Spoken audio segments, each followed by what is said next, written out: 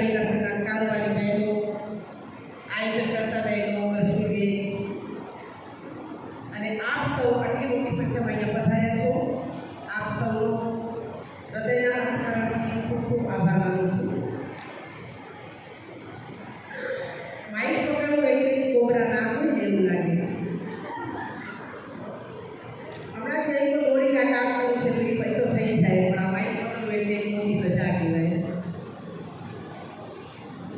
કેવું છે કે આપણું જીવન આપણે બધા અમુક વડીલો તો હંમેશા સમાજના કાર્ય કરતા હોય એટલે એને આપણો પ્રોબ્લેમ ન થાય, પણ એના જ ઘરવાળા માતાઓ એની જ ઉંમરના એને માઇક પકડાવી દો તો પાછો કોબરા લાગે રસ્યું હોય ને એવો ધ્રુજાવી શકે.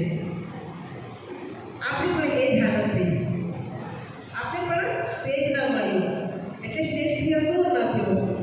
આપણે પણ આપણા જે માતાઓ આગળ હતા જે કે સ્ટેજથી ડર લાગે, માઇકથી ડર લાગે, ચાર સાચી વાતો કેવી હોય નીચે બેસીને ગોસ્તી પણ કહી દઈએ, પણ સ્ટેજથી જો એ વાત કરવી હોય તો આપણે બહુ ડર લાગે છે ને.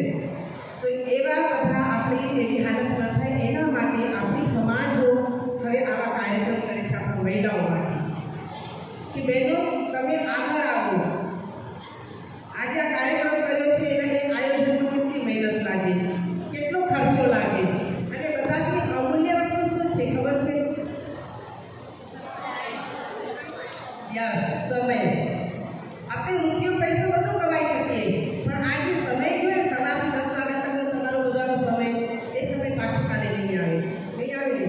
એ સમય કેવી રીતના આપણો ન ભેળ થાય અને ઉપયોગમાં લેવાય એના માટે આપણે સતત પ્રયત્ન કરવા જોઈએ. અને હવે આપણા પાસે પણ જીવનમાં એટલો સમય રહ્યો નથી. ચંદનબેને કીધું ને કે હું અત્યારે કેટલા 45-46 વર્ષની થઈ, પાછા 45-47 વર્ષ જીવીશ કે નહીં જીવું ખબર નથી. ખબર છે? નથી ખબર. તમને બધાને ખબર છે તમે જેટલા વર્ષ જીવશો? નથી ખબર.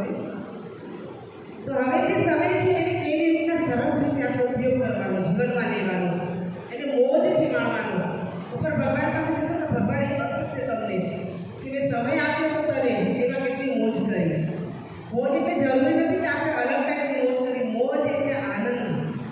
નિશાનંદ કેને કહેવાય? અંતરથી આનંદ મળે, સુખ મળે, શાંતિ મળે. જે આપણે ધ્યાન, યોગ, પ્રાણાયામ, જપ તપ કરવાથી મળે એ આનંદથી પણ મળે છે. એક દુકાન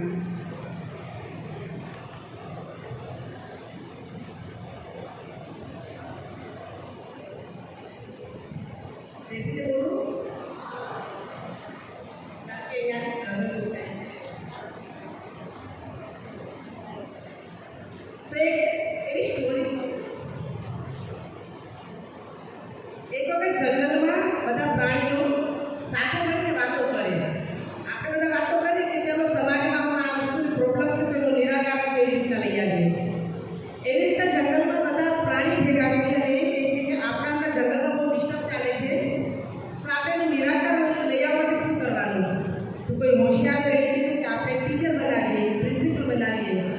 તો પ્રિન્સિપલ કે એ પ્રમાણે આપણે બધાએ જે આપણા જાનવર છે એને વળગવાનું.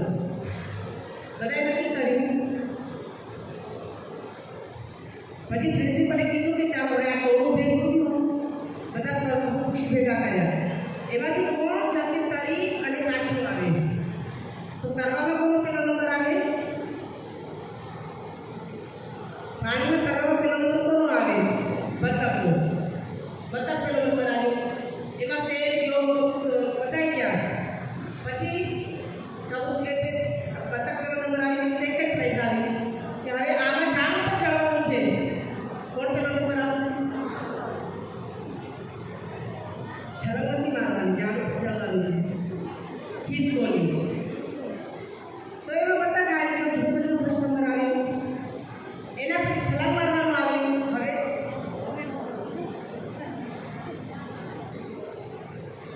ખિસકોલીને બધા હારીને વાળો પેલો નંબર આવ્યો.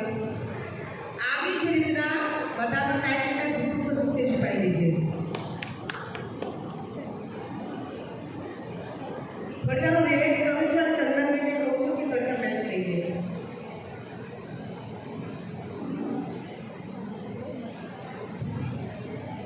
ચંદનબેન ક્યાં છે?